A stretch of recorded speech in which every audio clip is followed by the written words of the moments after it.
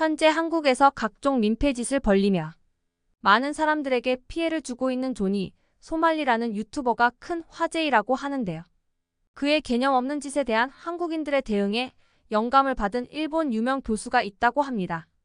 그는 이런 행동을 일본인들과 비교 분석해서 논문을 작성했다고 하는데요.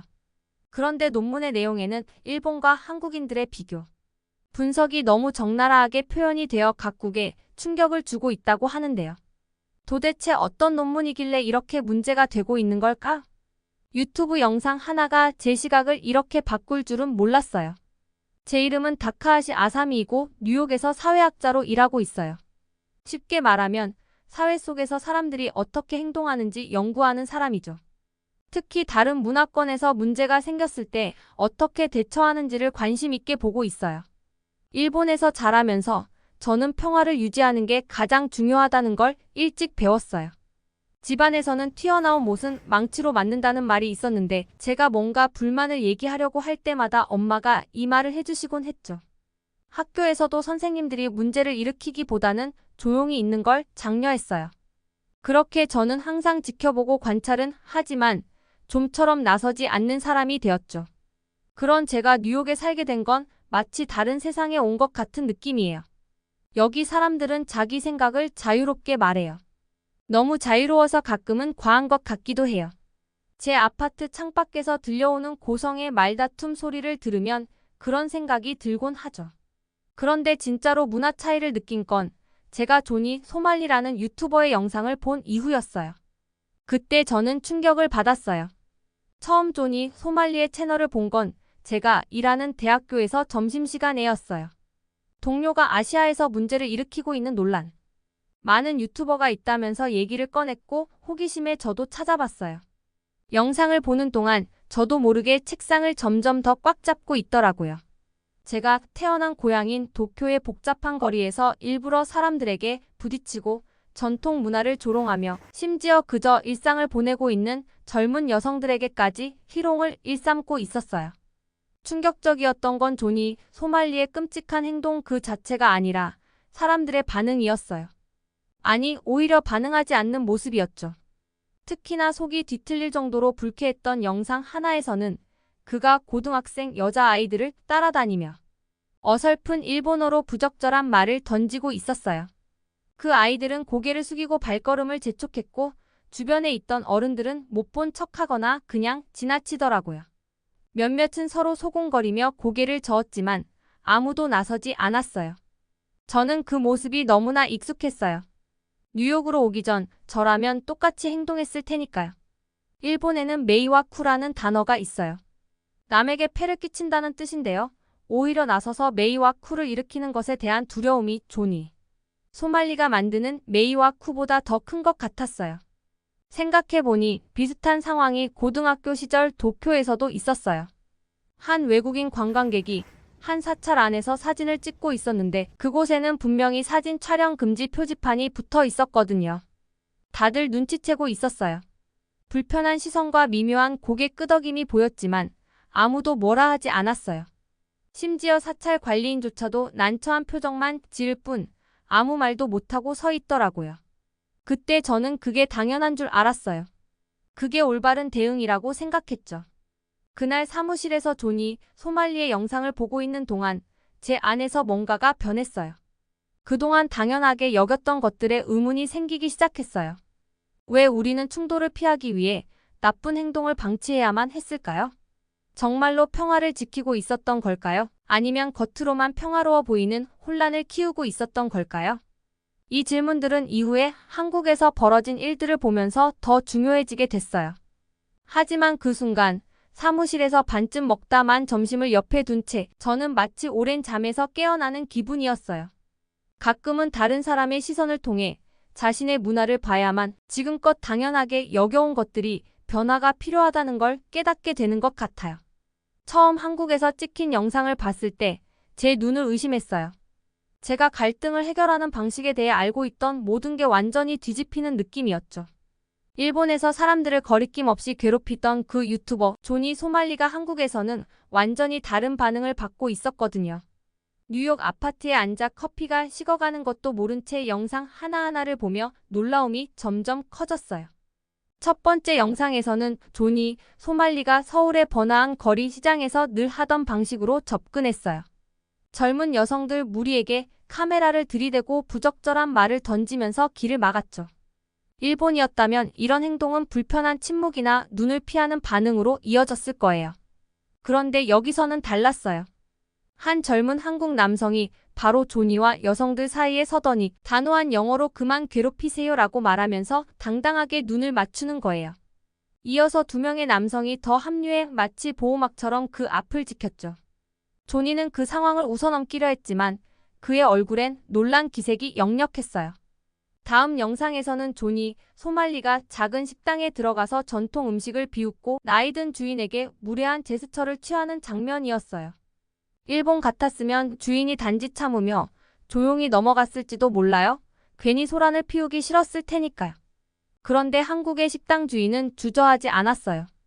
그 자리에서 존이 소말리에게 다가가 문을 가리키며 나가. 예의 없으면 서비스도 없어. 라고 선언했어요. 그 다음에 벌어진 일이 정말 감동적이었어요. 손님들이 하나씩 일어나 주인의 항의에 동참하는 거예요. 한 청소년이 주인의 말을 영어로 통역해줬고 다른 사람들은 휴대폰을 꺼내조니 소말리의 행동을 촬영하기 시작했어요. 저는 화면에 더 가까이 다가가 사람들이 어떻게 이렇게 빨리 뭉쳐서 무례한 행동에 맞서 싸우는지에 감탄했어요. 또 다른 영상에서는 조니가 사찰에 방문해 신성한 동상을 타고 사진을 찍으려는 장면이 나왔어요. 발을 들기도 전에 중년 여성 세 분이 둘러싸며 엄중한 목소리로 제지하더군요. 그들 뒤로는 가이드가 이미 보안실에 전화를 걸고 있었고 방문객들도 주위에 모여들며 조니에게 명확한 메시지를 전했어요. 하지만 가장 인상 깊었던 순간은 조니 소말리가 위안부 기념비를 찾았을 때였어요. 이 기념비는 한국과 일본 양국의 아픈 역사, 그리고 아직도 남아있는 깊은 슬픔을 기리는 곳이었거든요. 그런데 존이 소말리가 그 기념비를 모욕하고 농담을 하기 시작했을 때 저는 속이 울렁거렸어요. 하지만 한국 사람들의 반응은 즉각적이고 강렬했어요. 주변 상점과 사무실에서 사람들이 쏟아져 나왔어요. 학생들은 가방을 내려놓고 기념비 앞에 줄을 서기 시작했어요. 눈물이 맺힌 한 할아버지가 나와서 서툰 영어로 어머니의 이야기를 전하기 시작했어요. 다른 사람들도 합류했죠. 그들은 분노나 폭력 대신 역사를 지키고 고통받았던 이들을 기리려는 단합된 의지를 보여줬어요. 그때 존이 소말리의 미소가 서서히 사라지는 걸 봤어요. 그는 이제 한두 명의 시위자가 아니라 전체 공동체와 마주하고 있었어요. 남녀노소 가리지 않고 심지어 다른 나라에서 온 관광객들까지도 한국 사람들과 함께 섰어요. 누군가가 전통 한국 노래를 부르기 시작했고 다른 이들이 따라 부르기 시작했어요.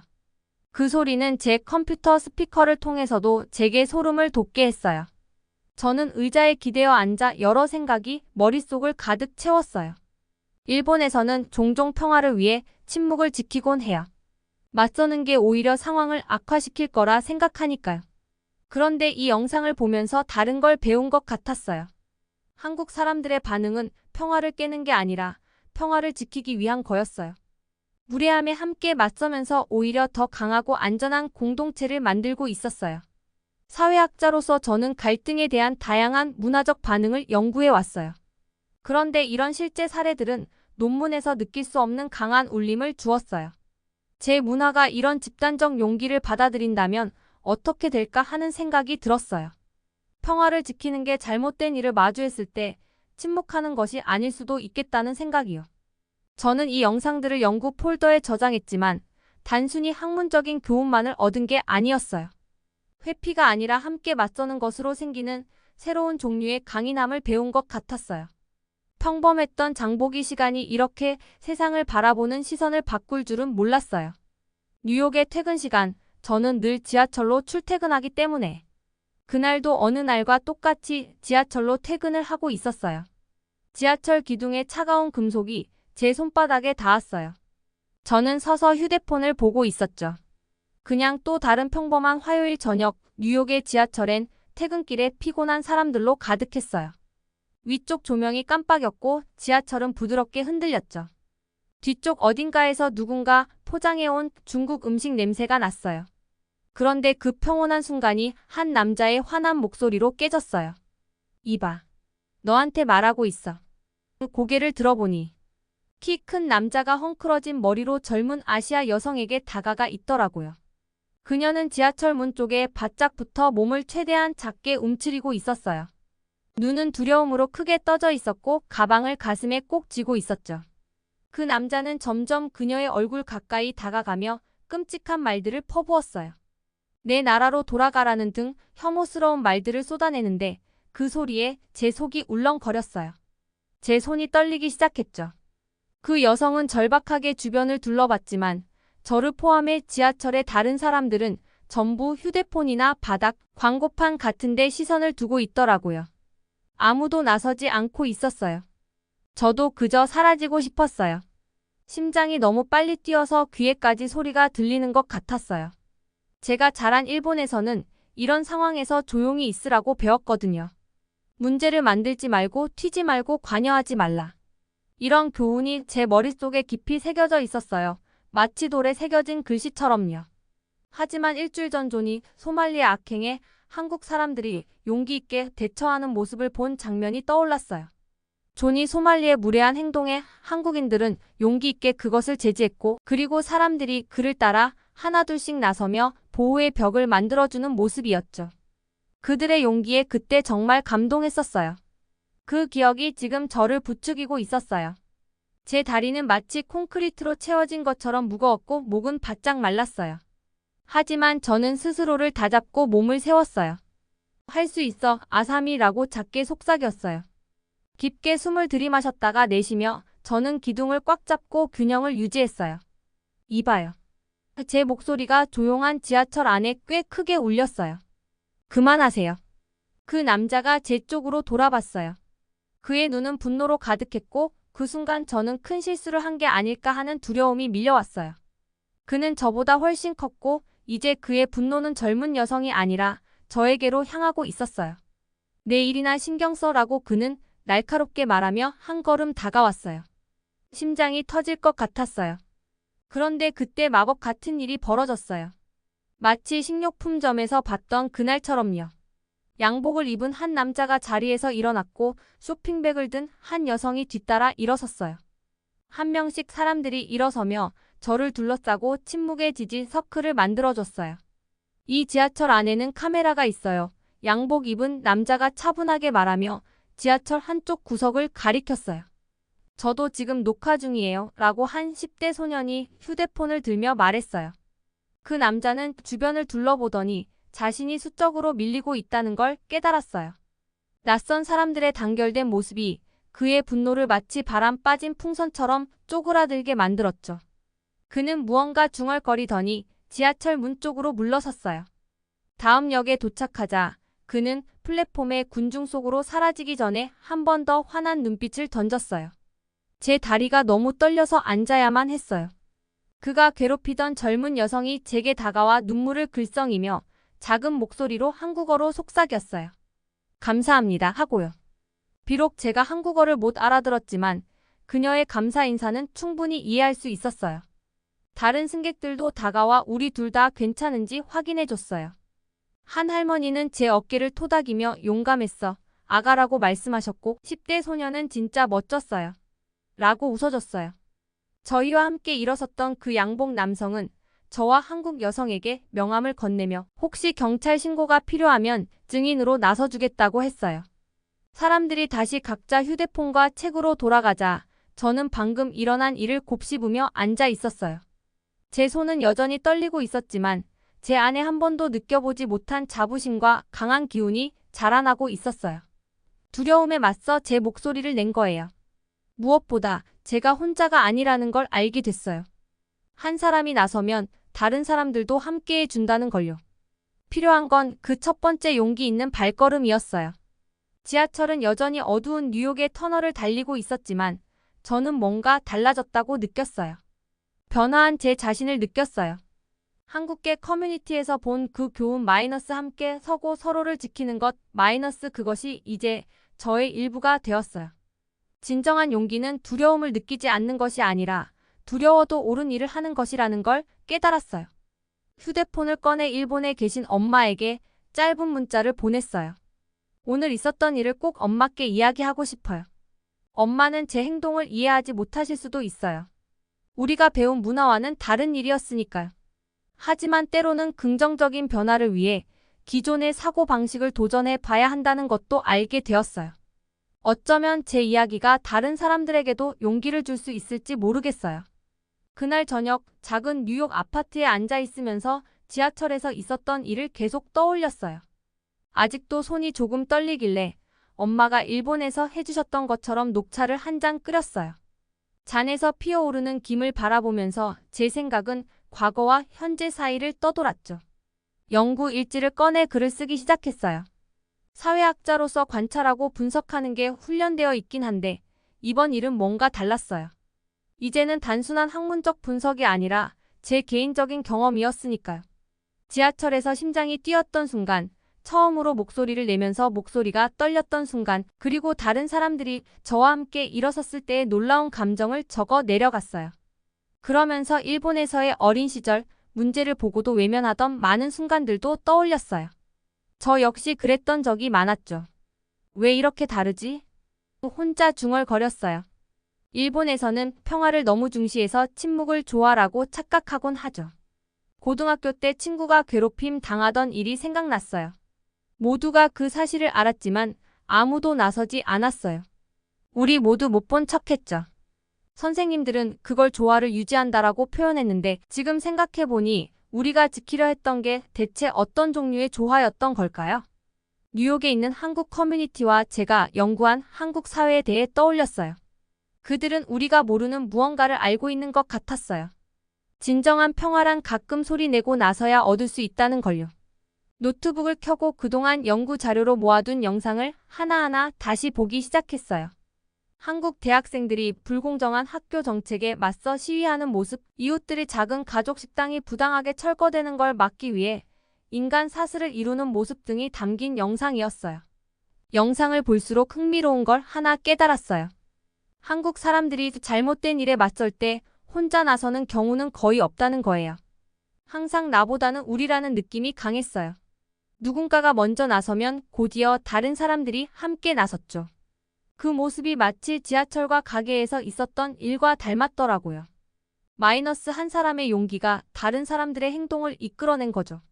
제 나라 일본도 생각해 봤어요. 아름다운 전통과 관습이 있는 곳이죠. 우리는 아이들에게 예의 바르게 행동하고 문제를 일으키지 말고 어떤 상황에서도 와를 지키라고 가르쳐요. 그건 나쁜 일이 아니에요. 오히려 일본을 특별하게 만드는 요소죠. 그런데 한국 커뮤니티를 보면서 단순히 조용히 있는 것만이 조화는 아닐 수도 있겠다는 생각이 들었어요. 책상에서 일어나 창가로 걸어갔어요. 뉴욕 시내가 불빛과 그림자로 뒤섞여 펼쳐져 있었죠. 이 거대한 도시에서 한국계 미국인들이 자신들만의 평화를 만들어가는 방식을 봤어요. 갈등을 피해서가 아니라 오히려 함께 맞서면서요. 그들이 보여준 건 옳은 일을 위해 나서는 게 꼭 혼자서 해야 할 일은 아니라는 거였어요. 일본에 계신 동네 할머니들이 생각났어요. 문제를 속삭이면서도 절대 드러내지 않는 분들이죠. 직장에서 상사의 괴롭힘을 묵묵히 견디는 회사원들도 떠올랐어요. 우리가 그분들에게 목소리를 내는 게 꼭 조화를 깨는 게 아니라는 걸 알려줄 수 있다면 어떨까요? 불편하더라도 서로를 지켜주는 게 진정한 평화일 수도 있다는 걸 보여줄 수 있다면요. 차가 식어버렸지만 상관없었어요.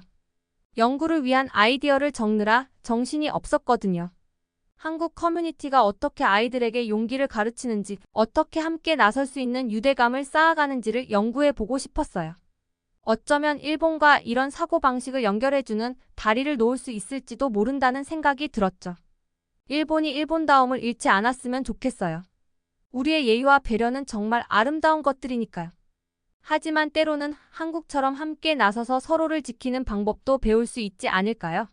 잘못된 일이 있을 때 침묵하지 않고 목소리를 낼 용기를 가지면서도 우리만의 가치를 지킬 방법이 있을지도 몰라요. 그날 밤 잠자리에 들 준비를 하면서 뭔가 달라진 느낌이었어요. 항상 외면하던 것 많던 제가 변해가고 있었죠. 이제는 저 혼자만의 힘이 아니라 공동체가 함께할 때 생기는 새로운 힘을 깨달은 거예요. 내일은 이 모든 걸 글로 써내려 가야겠다고 생각했어요. 단순히 연구자가 아니라 이 경험을 직접 살아본 사람으로서요. 제 작업이 다른 사람들에게도 제가 느낀 걸 전해줄 수 있길 바랐어요. 마이너스 진정한 용기란 함께 일어서는 것이며 진정한 조화는 단순히 조용히 있는 게 공동체의 모든 사람들이 보호받고 존중받고 있음을 느끼게 하는 거라는 걸요. 그렇게 저는 다리를 떠올리며 잠들었어요. 마이너스 문화 간의 다리, 사고방식 간의 다리, 침묵과 발언 사이에. 그리고 제 인생에서 처음으로 그 다리를 놓는 일을 도울 수 있을 것 같다는 자신감이 들었어요. 그날 지하철에서 있었던 일을 겪고 난 후 머릿속에서 계속 생각이 떠나질 않았어요. 모든 게 얼마나 다를 수 있었을까? 라는 생각이 자꾸 들었죠. 제 책상 위에는 연구 논문과 책들이 놓여 있었지만 이제 그 내용만으로는 부족하다고 느꼈어요. 지금까지 배운 걸 더 의미 있게 써먹어야 할 것 같았어요. 그래서 한국에서 보고 들은 것들과 뉴욕에 있는 한인들 사이에서 느꼈던 것들을 하나씩 적어 나가기 시작했어요. 누군가 도움이 필요할 때 서로 도와주는 모습이랄지 당당하게 자기 의견을 말하는 태도 같은 것들이 인상 깊었거든요. 제가 일본에서 자랄 때 배운 건 주로 평화를 위해 조용히 있는 거였는데 그런 모습과는 많이 달랐어요.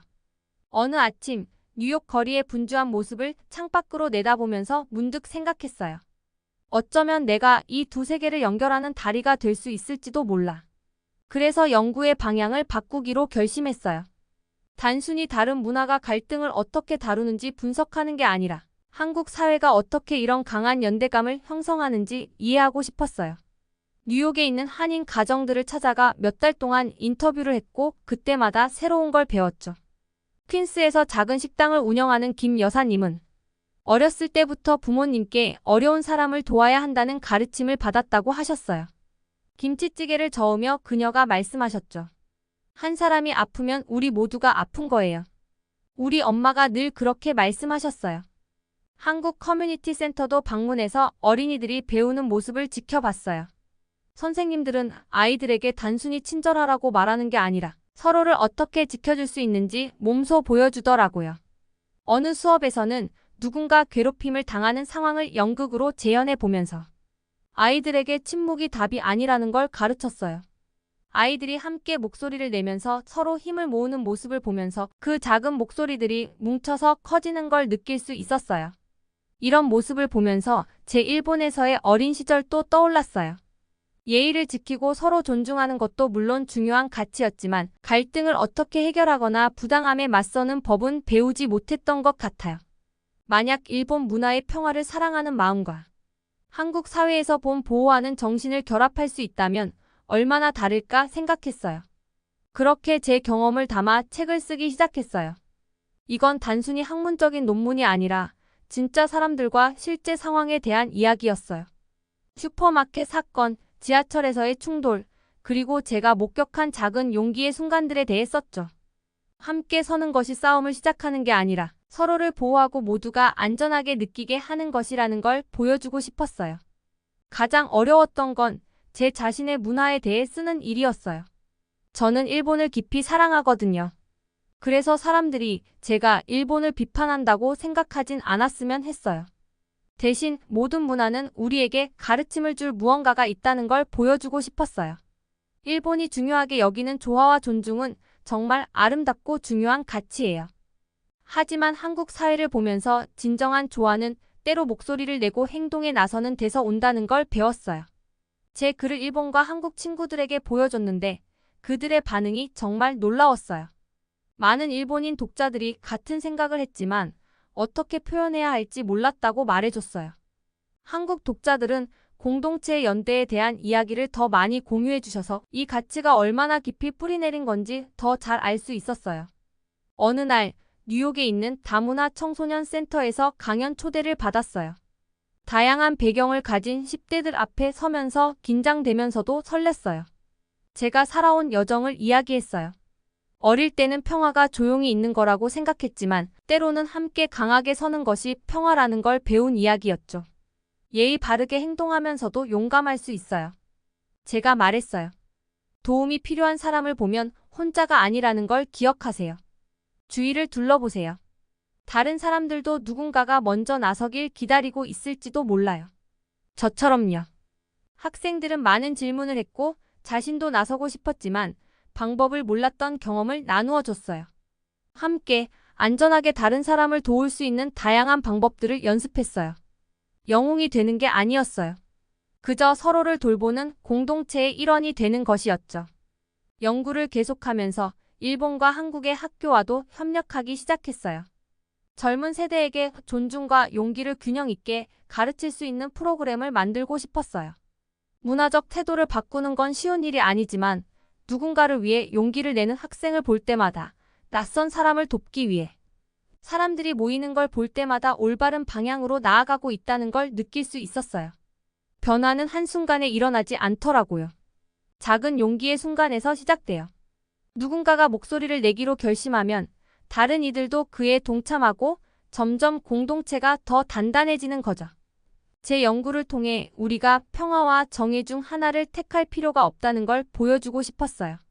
함께 서면 둘 다 가질 수 있거든요. 처음에 존이 소말리아의 영상을 보던 날부터 지금까지의 여정을 되돌아보면 제가 얼마나 성장했는지 실감해요. 이제 저는 단순한 연구자가 아니에요.